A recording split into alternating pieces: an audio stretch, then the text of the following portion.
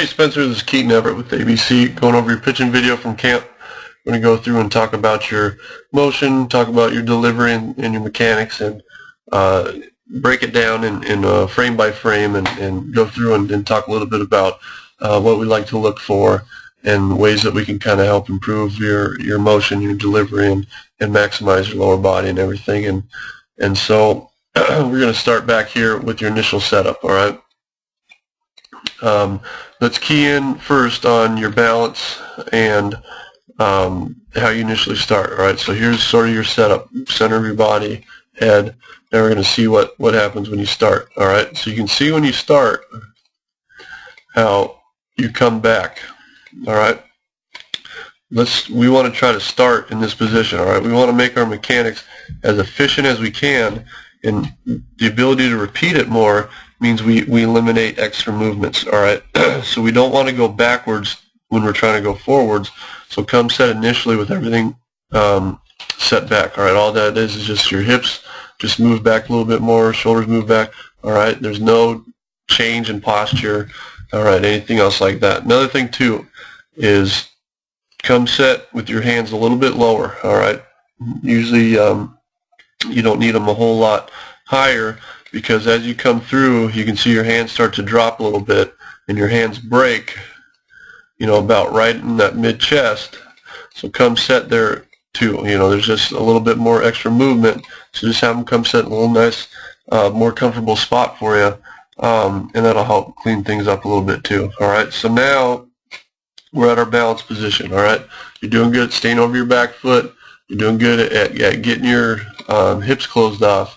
All right, now we need to see hips start to drive forward without this foot getting in front. All right, we always want to try to lead with our hips and drive down the mound, and you can see that right as your hands break, all right, right here, this leg kicks out. Now your foot's in front of your hips. All right, you can see it kick there, and now you've lost your hips. All right, so the lower half, the hips, is where it creates the power, is what creates the torque and the velocity. And so what we want to try to see at this point is not our foot to kick this way, is we want to try to see it sort of stay perpendicular to the ground through the mound as your hips are going forward. All right, so kind of right here, you'd probably still see it about right there.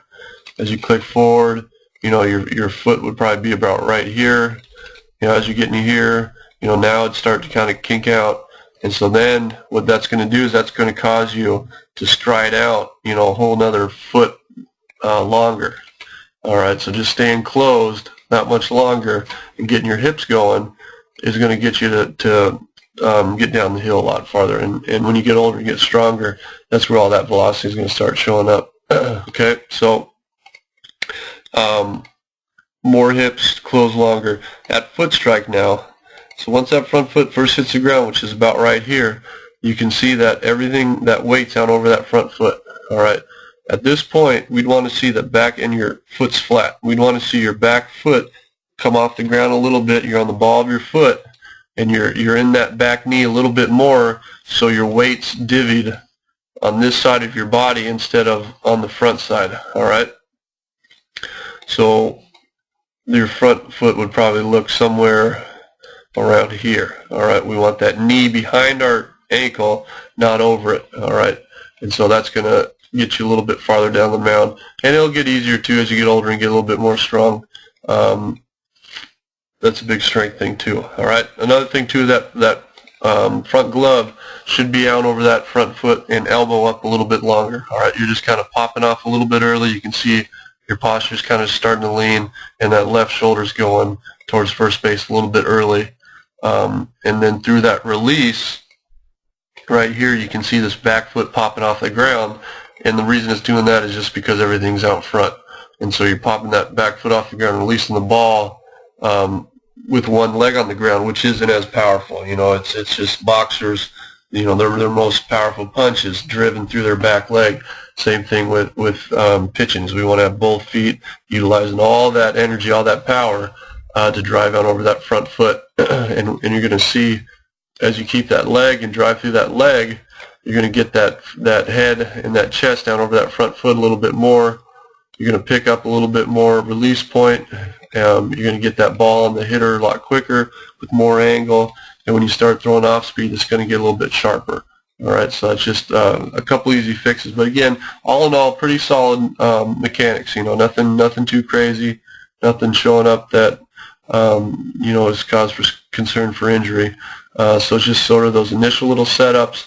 And the biggest thing for you is just utilizing those legs, keeping those hips closed, and drive those hips farther down the mound instead of kicking that leg out. And so that would just be the biggest thing for you.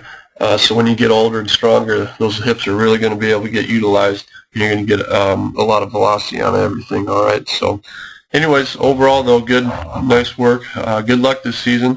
Thanks for making it out to camp. Hopefully you had a great time, and we'll see you again hopefully with ABC.